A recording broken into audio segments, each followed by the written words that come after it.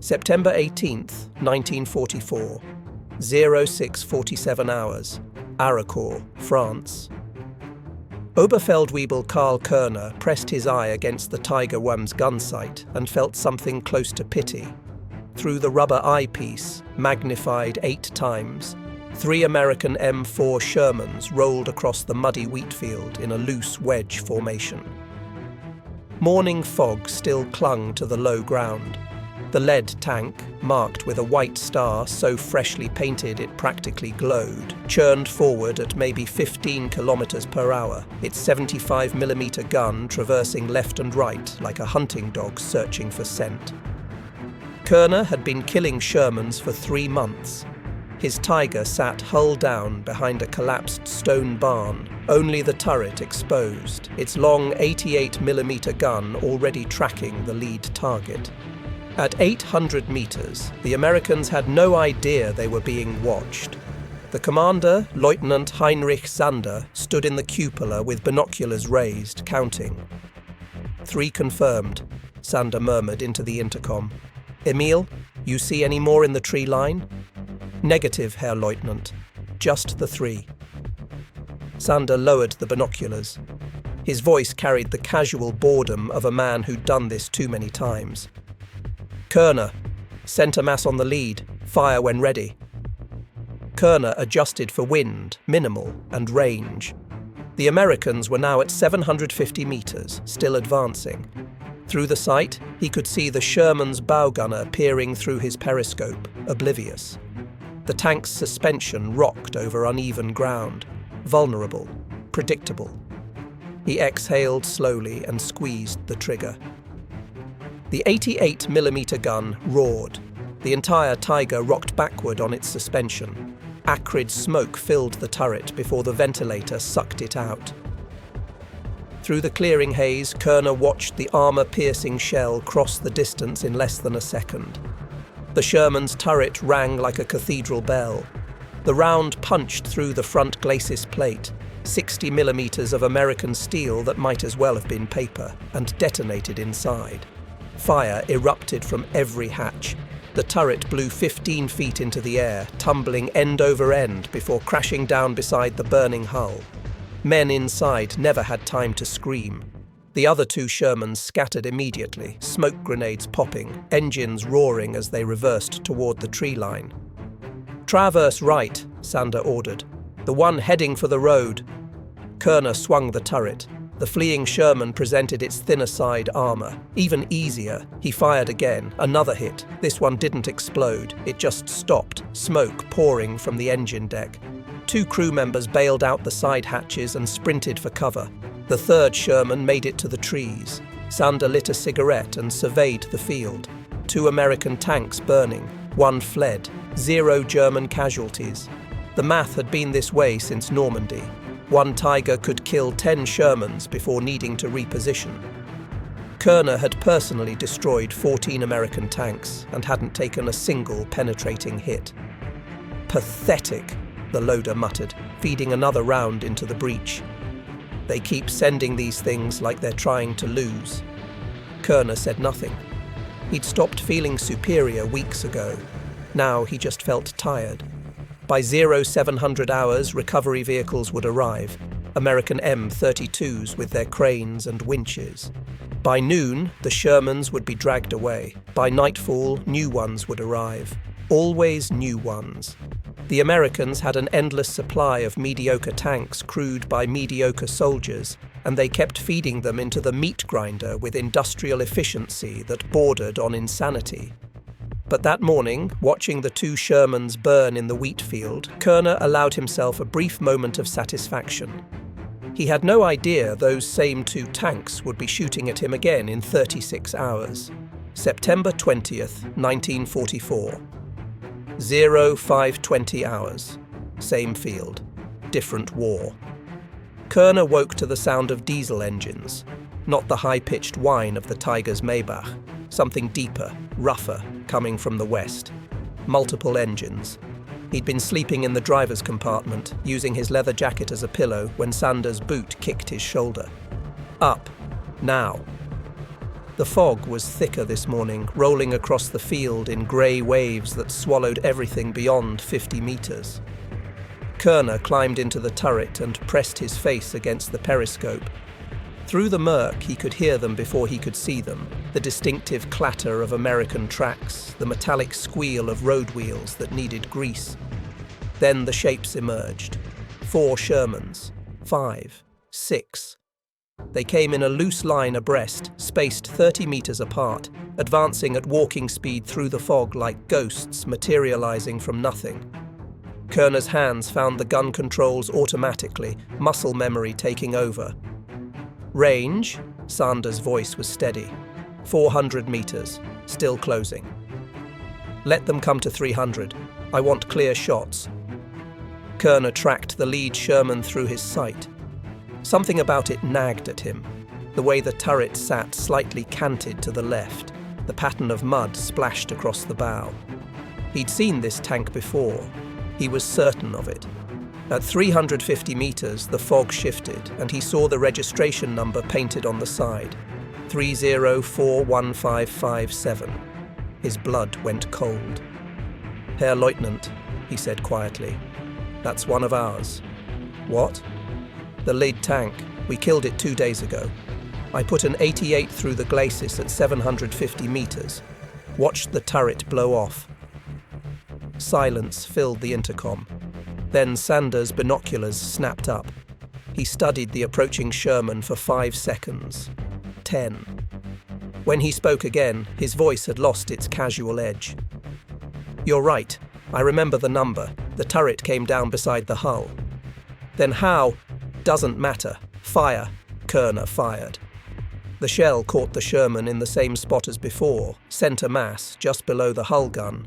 But this time the round didn't penetrate. It skipped off the frontal armor with a shower of sparks and screamed away into the fog. Through the sight, Kerner saw fresh welding scars where the hole had been patched. Thick metal plates bolted over the wound like scar tissue. The Sherman kept coming. "What the hell?" the loader whispered. Kerner fired again. This time he aimed for the turret ring, a known weak point. The shell hit home but didn't stop the tank. More sparks, more metal shrieking on metal. The Sherman's main gun flashed and a 75mm round slammed into the barn wall behind them, showering the Tiger with brick fragments. The other 5 Shermans opened fire simultaneously. "Reverse! Reverse!" Sander shouted. The Tiger lurched backward, engine roaring, tracks chewing mud. Kerner got off one more shot, a clean hit on the 3rd Sherman in line, and watched it burn. But the others kept advancing, and now, through the fog, he could see more shapes. 12. 20. They emerged from the grey curtain like an army of the risen dead, rolling across the same field where he'd killed them. No, not the same tanks. That was impossible. But as the Tiger retreated toward the next ridgeline, Kerner caught registration numbers through his sight. 3041558, 3041610, 3041492. He'd killed 3,041,492 8 days ago near Nancy. He'd watched it burn for 20 minutes before the crew stopped screaming, and now it was shooting at him. "They're repairing them," Sander said, his voice hollow. "They're bringing them back." Kerner didn't answer. He was too busy trying to hit tanks that refused to die. The Tiger fired again and again, each shot finding its mark, each target stopping or burning or throwing track. But behind every Sherman he killed, 2 more appeared. They came in waves, overlapping, covering each other's advance with suppressing fire that hammered the Tiger's thick frontal armor like industrial hammers. At 0545 hours, the Tiger's transmission made a grinding sound that meant they had maybe 30 minutes before it seized completely. Sander ordered a full retreat. As they pulled back, Kerner took one last look through the periscope at the battlefield they were abandoning. 8 Shermans burned in the wheat field. 3 more sat disabled, crews evacuating. But 12 more rolled past the wrecks, still advancing. Unstoppable not because they were superior, but because they simply would not stop coming. That afternoon, Kerner sat in a field hospital tent getting his hearing checked. The constant firing had left his ears ringing when a Panzer IV commander from the 113th Panzer Brigade sat down beside him. "You see them come back yet?" the man asked. Kerner looked at him. "What?" "The dead ones, the Shermans you killed last week. They're all coming back." The commander lit a cigarette with shaking hands. "We burned one near Lunéville, complete write-off. Hull cracked open, engine melted. Yesterday I saw it again. Same number, same markings, new crew. They'd cut the whole front section off and welded a new one on. Took them 3 days. Kerner said nothing. "We can't kill them faster than they can fix them," the commander whispered. "We're not fighting tanks anymore. We're fighting a factory." September 23rd, 1944, 14:30 hours. Reconnaissance patrol, 4 kilometers west of Escort. Hauptmann Josef Kessler lowered his binoculars and felt his worldview crack. He'd been ordered to scout American positions before the evening counterattack. Simple reconnaissance, find their tank parks, count their strength, report back. His SDKFZ 250 half-track sat concealed in a tree line overlooking a valley that had been empty farmland 3 days ago. It wasn't empty anymore. Below him stretched what should have been a graveyard. 30, maybe 40 destroyed Sherman tanks scattered across 200 meters of muddy field. Hulls blackened by fire, turrets blown off, some burned down to skeletal frames. The kind of catastrophic losses that would cripple any panzer battalion for months. But the Americans weren't mourning their dead, they were rebuilding them. Kessler counted 6 M32 tank recovery vehicles, Sherman chassis converted into mobile repair shops, positioned throughout the wreckage. Each one swarmed with mechanics in coveralls, working with the frantic energy of men racing against a clock. Arc welders threw blue-white sparks that hissed in the afternoon drizzle.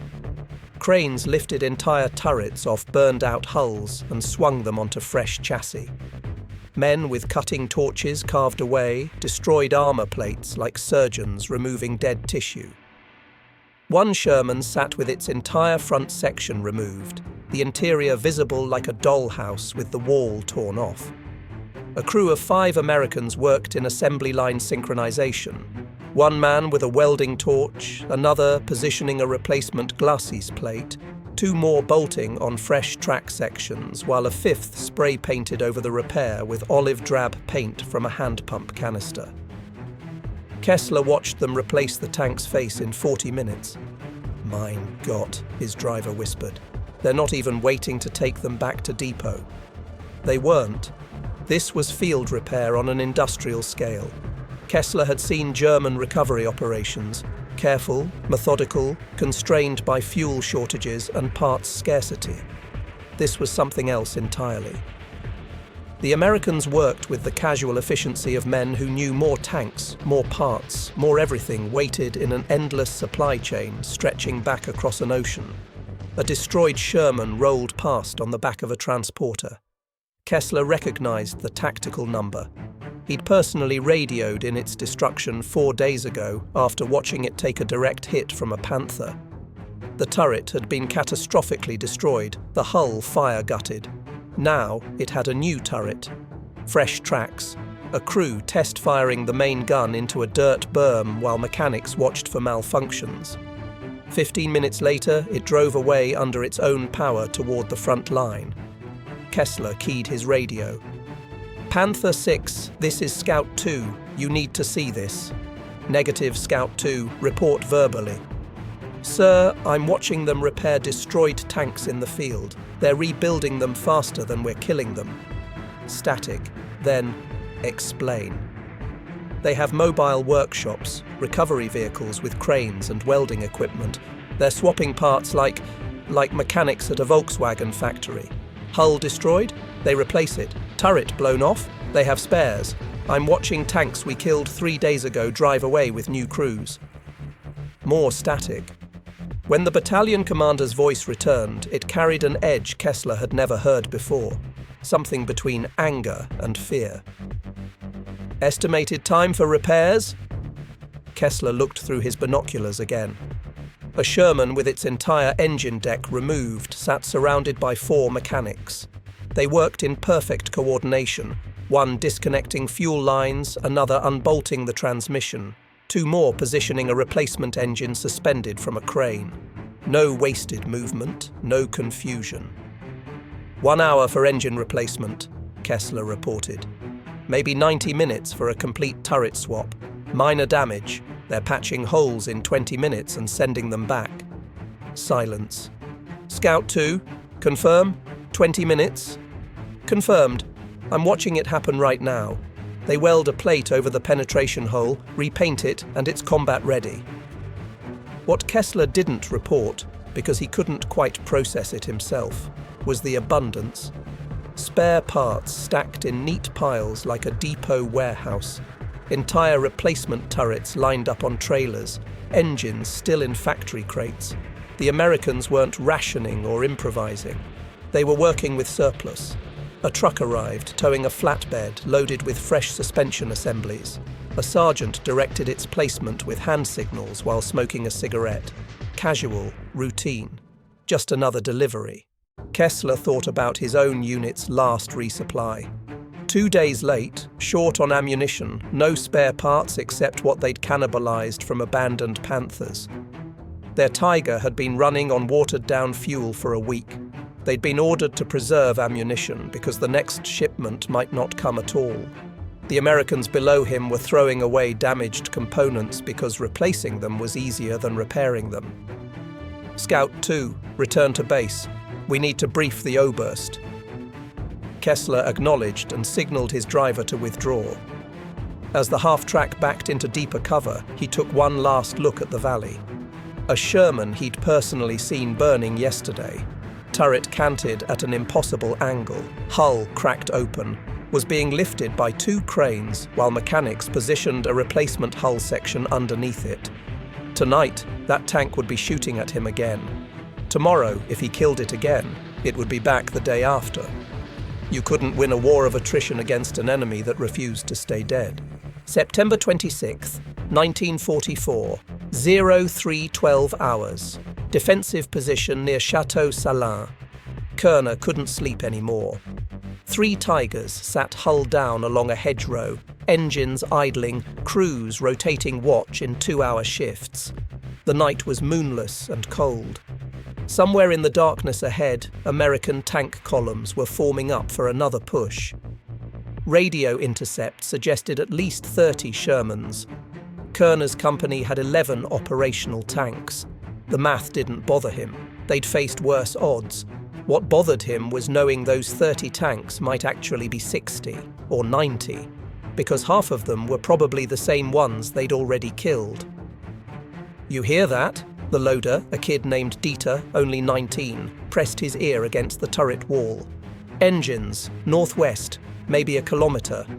Kerner listened. Diesel rumble, multiple vehicles, coming closer. Sanders' voice crackled over the radio net. All Panther units stand by, contact expected within 10 minutes. Kerner positioned himself behind the gun sight and waited. His hands were steady, muscle memory kept them that way. But his mind raced.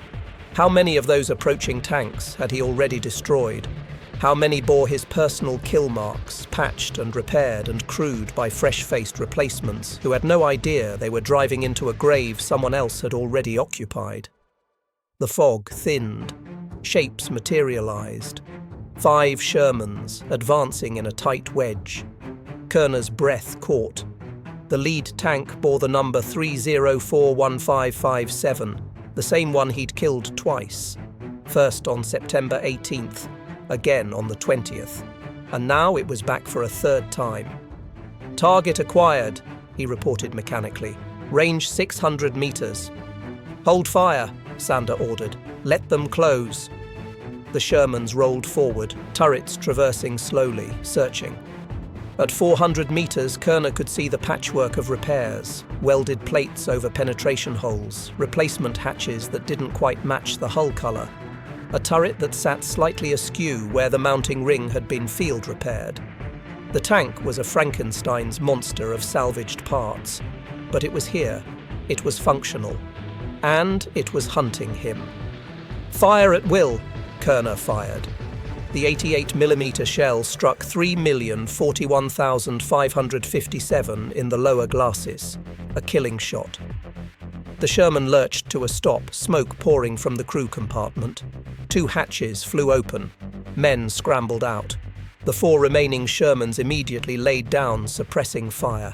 High explosive shells slammed into the earth around Kerner's position, throwing dirt and shrapnel. 1 round hit the Tiger's frontal armor with a deafening clang but didn't penetrate. The Americans couldn't hurt him at this range, but they could pin him. While Kerner engaged the lead elements, 6 more Shermans appeared from a tree line to the north, flanking position, classic American hammer and anvil. Sander screamed for the driver to reverse, but the Tiger's transmission was already grinding, worn down from 3 months of continuous combat and 0 replacement parts. They managed 30 meters before it seized completely. "Bail out! Bail out!" Kerner grabbed his MP-40 and scrambled through the turret hatch. Shells impacted all around as the crew sprinted for a drainage ditch 50 meters away. Behind them, the Tiger took 3 direct hits in rapid succession. The ammunition exploded, blowing the turret 15 meters into the air. Kerner dove into the ditch and pressed himself into the mud. Shermans rolled past their position. He counted 12, heading toward the second defensive line. Through the chaos, he caught glimpses of tactical numbers: 304142, 30411610, 30411723. Tanks he'd killed. Tanks that wouldn't stay dead. The attack lasted 40 minutes. When it finally stopped, Kerner and his crew retreated on foot through the woods. They'd lost all 3 Tigers. Estimated American losses: 14 Shermans destroyed or disabled. By tomorrow afternoon, Kerner knew, at least half of those would be back in service. September 28, 1944, 1800 hours, Battalion Command Post. The briefing room fell silent when the intelligence officer unrolled the reconnaissance photographs. Oberst Hans von Luttwitz, commander of the 111th Panzer Brigade, stared at the images without speaking. Kerner, promoted to field sergeant after losing his Tiger, stood in the back with 24 other survivors. They'd been assembled to provide first-hand testimony. The photographs showed an American tank depot 20 kilometers behind the front lines. But it looked nothing like a German panzer repair facility. Those sad improvised workshops with a handful of mechanics cannibalizing parts from immobilized vehicles. This was a factory. Hundreds of Shermans parked in neat rows. Mobile cranes positioned every 50 meters. Entire sections dedicated to specific repairs. Engine replacement in one area, turret refits in another, track and suspension work in a third. Supply trucks arrived in constant rotation, delivering pallets of spare parts stacked in quantities that seemed impossible. "This photograph was taken yesterday morning," the intelligence officer said quietly. "We've identified 47 Sherman tanks in various stages of repair. Analysis suggests average repair time from combat damage to combat ready is 12 to 36 hours, depending on severity." Von Luttwitz lit a cigarette with hands that trembled slightly. "What about total write-offs?" "Difficult to determine, Herr Oberst. They appear to be salvaging components even from catastrophic kills. We've observed them cutting apart destroyed hulls to reclaim intact armor plates, gun mantlets, periscopes, everything. What they can't repair, they recycle." A Panther commander near the front raised his hand. "Sir, I've personally destroyed the same American tank 3 times in 9 days. Same tactical number, same unit markings. How is this possible?" "Because they have an entire continent producing replacements," von Luttwitz said flatly. "Gentlemen, I'll be direct. We are facing an enemy who can sustain losses at a rate we cannot match. Our kills are temporary. Theirs are permanent." He stubbed out his cigarette. The Americans have turned tank warfare into a mathematics problem. Our Tigers and Panthers are superior machines. This is indisputable, but they break down and we lack spare parts. We lack fuel. We lack trained replacements. The enemy lacks none of these things. Kerner thought about the Tiger he'd crewed for 3 months, now a burning wreck in a field near Chateau Salin. It had killed 37 Allied tanks, but those 37 would become 25 operational within a week. His Tiger would never fight again. New orders, von Luttwitz continued. Preserve our armour at all costs. Withdraw before decisive engagement. We cannot win a war of attrition against an enemy that refuses to stay dead. The room absorbed this in silence. It wasn't surrender, but it was something close. An acknowledgement that superiority meant nothing against infinity. As the briefing ended, Kerner filed out with the others. In the hallway, he passed a bulletin board where someone had posted a dark joke written in chalk. The Americans don't need better tanks. They have immortal ones. Someone had drawn a Sherman below it, rising from a grave. No one had erased it. October 3rd, 1944, 0940 hours. Rear assembly area, Mohanga. Kerner found Lieutenant Sander sitting on an empty ammunition crate, staring at nothing. The company had been pulled off the line after losing 18 tanks in 6 days. Survivors were being reorganized, reassigned, consolidated into composite units. Kerner had been ordered to report for transfer to a Panther crew, but first he needed to speak with his former commander. Sander didn't look up when Kerner approached. His uniform was filthy, his face unshaven. A half-empty bottle of schnapps sat beside him, officially prohibited, unofficially tolerated for men who'd seen what they'd seen. Herr Leutnant?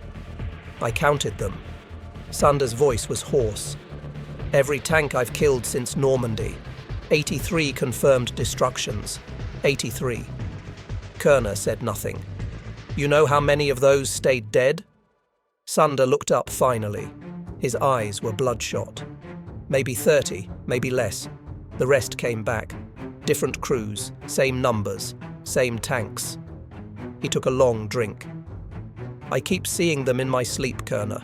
That number, 3041557.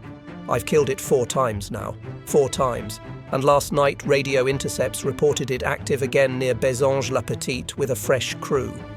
He laughed. A broken, hollow sound. I can't kill it. None of us can. It's like fighting ghosts. Kerner crouched down beside him. It's not the same tank, sir. They're replacing... I know what they're doing! Sander's shout echoed across the assembly area. Several nearby soldiers looked over, then quickly looked away. I know they're repairing them. I know it's not literally the same metal and rivets. But it doesn't matter, does it? The tank comes back. The number comes back. We kill it, they fix it, it kills us. Over and over and over. He took another drink, hands shaking. My brother commanded a Panther near Caen. Sander continued quietly. Took a hit from a Sherman on June 17th, engine fire. He got the crew out, but the tank was a write-off. Turret seized, transmission destroyed, hull cracked, complete loss. I'm sorry, sir. 3 weeks later, they assigned him a replacement Panther. You know what he did? He walked around it for 20 minutes, inspecting every weld, every plate, checking the serial numbers. He was terrified. Terrified. They'd given him a rebuilt wreck that would break down in combat. Sander's voice cracked. Because that's what we do. We salvage. We cannibalize. We patch and pray and send broken machines back to fight because we have no choice. He gestured vaguely toward the west. But them, they don't patch. They don't pray. They just make more. And when those break, they make more of those too. My brother's replacement Panther threw a track on July 3rd, no spare parts available.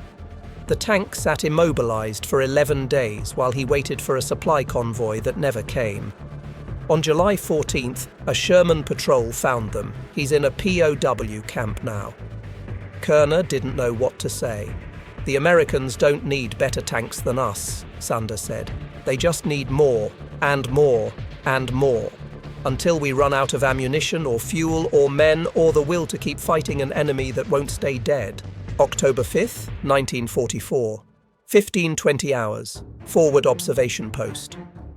Kerner's new Panther crew had been assigned to hold a ridgeline overlooking the Saale River.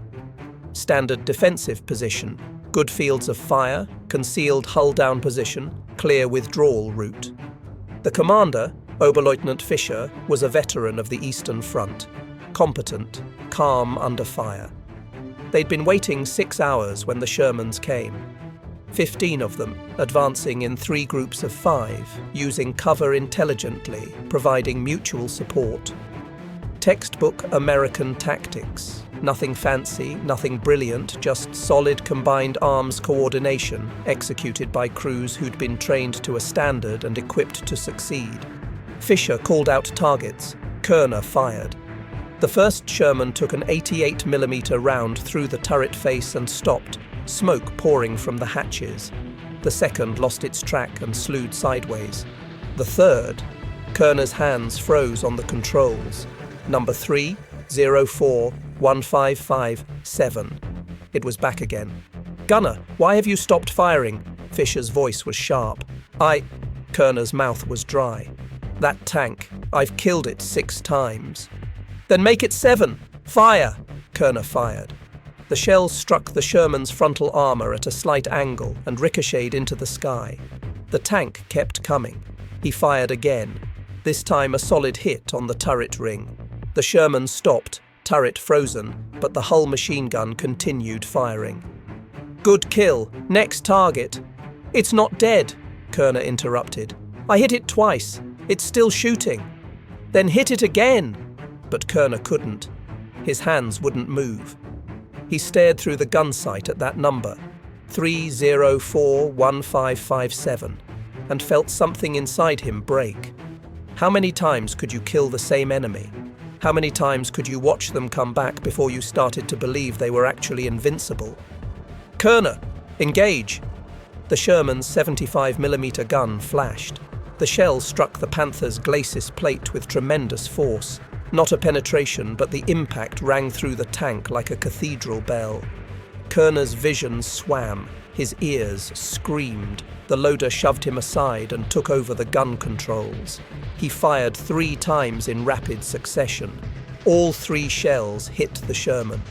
It finally stopped moving, flames licking from the engine deck. But Kerner knew it would be back tomorrow, or the next day, or next week. Fischer ordered a withdrawal. As the Panther backed down the reverse slope, Kerner caught one last glimpse of the battlefield. 8 Shermans destroyed or disabled. American infantry already moving forward with recovery vehicles. By nightfall, those tanks would be on trailers heading back to the repair depot. By this time tomorrow, half of them would be fighting again.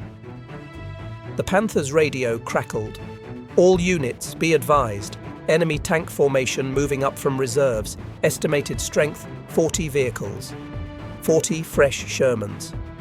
Against 11 German tanks running on fumes, low on ammunition, crewed by exhausted men who were beginning to understand a terrible truth. You couldn't win a war by killing the enemy if the enemy refused to die.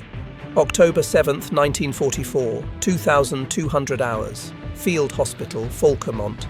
Kerner sat on a cot with his head in his hands. The doctors called it combat fatigue, shell shock, nervous exhaustion. Whatever label they wanted to use, the result was the same. He'd been pulled from combat after freezing at the gun controls twice in 36 hours. Fischer had been understanding, more understanding than Kerner deserved, but regulations were regulations. Men who couldn't fight were liabilities. A medic brought him soup. He didn't eat it. In the cot next to him, a Panther driver from the 113th Brigade mumbled in his sleep. "They're coming back. They're all coming back." Across the tent, a Tiger commander sat motionless, staring at the canvas wall. He'd been like that for 3 days, ever since his crew had been overrun by a Sherman counterattack. The man had killed 19 American tanks in his career. Witnesses said he'd simply stopped fighting in the middle of the battle, climbed out of his Tiger, and walked away. No one called him a coward. Everyone understood. The American Shermans weren't better tanks. They were worse. Thinner armor, weaker guns, taller profiles, prone to fire.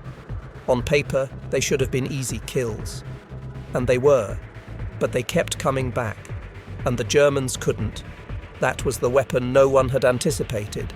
Not technical superiority, not tactical brilliance. Just the simple, crushing mathematics of industrial capacity applied to the problem of war. The Americans could afford to lose. They could afford to repair. They could afford to replace. The Germans could afford none of these things. Körner lay back on the cot and closed his eyes. Behind his eyelids, he saw them. Endless columns of Shermans rolling forward through fire and smoke, burning and dying and being reborn in field workshops that operated 24 hours a day, 7 days a week, fed by supply chains that stretched across an ocean to factories that never stopped producing. You couldn't kill them all. You couldn't even kill them faster than they could be fixed. That was the real terror. Not dying. Every soldier understood mortality. But fighting an enemy that was effectively immortal, that learned from every engagement, that came back stronger after every defeat because they had the luxury of learning without permanent consequence. Outside, rain began to fall. Somewhere in the darkness, tank engines rumbled. German or American, Körner didn't know anymore. Maybe it didn't matter. October 12th, 1944, 13:45 hours. Defensive perimeter, Metz. Körner returned to duty on a cold Tuesday afternoon under grey skies that threatened snow. They'd assigned him to a Panzer IV, a step down from the Tiger he'd lost, but all that was available. The crew was a patchwork of survivors, a radio operator from a destroyed Panther, a loader who'd walked away from a burning Jagdpanzer, a driver who'd been reassigned after his entire company was wiped out near Escort. No one talked about their previous tanks. It was an unspoken rule. They'd been given a simple mission: hold the crossroads east of the village until the evening withdrawal.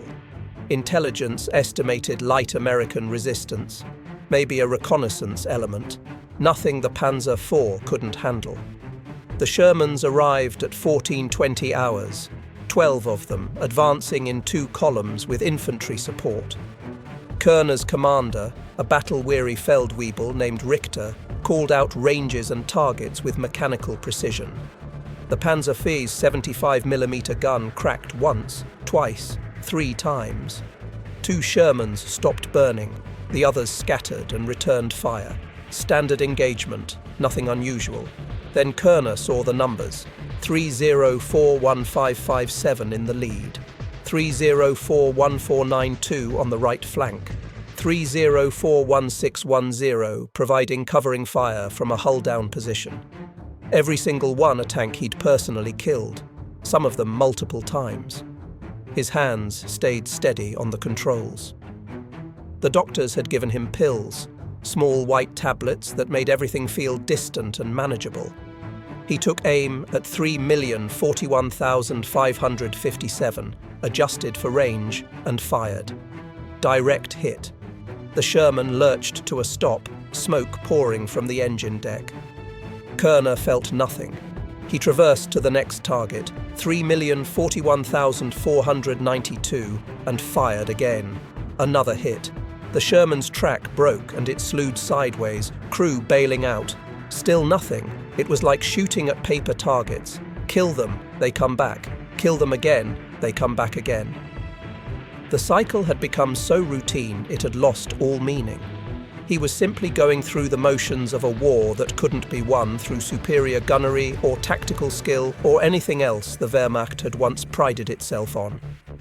"Panzer in the open! 11 o'clock!" the radio operator screamed. Körner swiveled the turret and found himself staring at a Sherman that had flanked their position. Close range, maybe 200 meters, gun already traversing toward them. He recognized it immediately. Number 3, 041723. He'd killed it on September 19th near Lunéville, watched it burn for 30 minutes, watched American medics pull bodies from the hatches. The Sherman fired first. The world exploded. The shell punched through the Panzer IV's side armor like it was cardboard and detonated inside the fighting compartment. Körner felt himself lifted off his seat and thrown against the turret wall. Heat, smoke, screaming. Someone dragged him through the commander's hatch. Fresh air, grass against his face. The Panzer IV burning behind him, ammunition cooking off in sharp cracks that sounded like fireworks. He lay on the ground and watched 3,417,233 roll past his position, turret traversing toward the next German tank. The Sherman bore fresh welding scars where he'd killed it before, replacement track sections that didn't quite match the original. A new crew hatch that was slightly different shade of olive drab. But it was here. It was functional. It was winning. Körner closed his eyes. October 15th, 1944, 0800 hours. Wehrmacht Field Command, Nancy. The after-action reports told a story that no amount of propaganda could obscure. In 3 weeks of fighting around Escort, German forces had destroyed an estimated 250 American Sherman tanks. Confirmed kills, burning wrecks photographed for intelligence purposes. By every tactical measure, it should have been a victory, the kind of kill ratio that won campaigns. But the Americans hadn't stopped coming. Of those 250 destroyed Shermans, reconnaissance indicated that approximately 160 had been recovered, repaired, and returned to service, some within 24 hours. The American tank force in the sector had actually grown during the battle despite catastrophic losses. Meanwhile, German panzer strength had collapsed from 92 operational tanks to 17. The mathematics were undeniable. The Americans could sustain a 10-to-1 loss ratio and still win through sheer replacement capacity. The Germans needed a 1-to-0 ratio just to stay even, and that was impossible. Oberst von Luttwitz read the reports in silence, then filed them away. There was nothing to be done. No tactical brilliance could solve a strategic impossibility. You couldn't defeat an enemy who could turn graveyards into motor pools overnight. November 8, 1944. Location: undisclosed POW camp, eastern France. Körner sat in a cold barracks with 40 other captured panzer crewmen, waiting for transport to a permanent camp. The Americans had overrun their position 3 weeks ago. No dramatic last stand, no heroic sacrifice, just a company of exhausted men in broken-down tanks facing an enemy that wouldn't stop coming. They'd raised white flags before the first shot was fired. An American lieutenant came through on inspection, young and clean-shaven, looking impossibly well-fed. He paused at Körner's bunk. "You were Tiger crew?" he asked in passable German. Körner nodded. "Kill any of our tanks?" 43 confirmed. The lieutenant whistled softly. "That's a hell of a score. You're probably wondering why you still lost." Körner said nothing. The American smiled. Not cruelly, just matter-of-factly. "Those 43 tanks you killed? 28 of them are back in service. We've got repair depots running 3 shifts, parts coming in on trucks that never stop rolling. We can rebuild a Sherman faster than you can brew coffee." He turned to leave, then paused. "Your tanks were better than ours. Everyone knows it. But war isn't about who has the best tanks. It's about who has the most, and who can keep them running." After he left, Körner lay back on his bunk and stared at the ceiling. The Americans hadn't won through superior technology or tactics or training. They'd won because they'd turned war into an industrial problem with an industrial solution. They'd built a system where death was temporary, where casualties were inconveniences, where every destroyed tank was just raw material for tomorrow's army. You couldn't fight that with skill. You couldn't fight that with courage. You could only fight it with something Germany no longer had, an endless supply of everything. Outside the barracks, the sound of American tank engines rumbled past. Shermans, probably, heading to the front where they'd fight and die and be reborn again in field workshops that operated like factory floors. The sound faded into the distance, but never disappeared completely. It never would, because the Shermans weren't just tanks. They were proof of an idea, that modern war was won not by the best soldiers or machines, but by the nation that could sustain losses indefinitely while turning its graveyards into warehouses. The Tiger and Panther were masterpieces, but the Sherman was immortal. And in the end, immortality beat excellence every single time.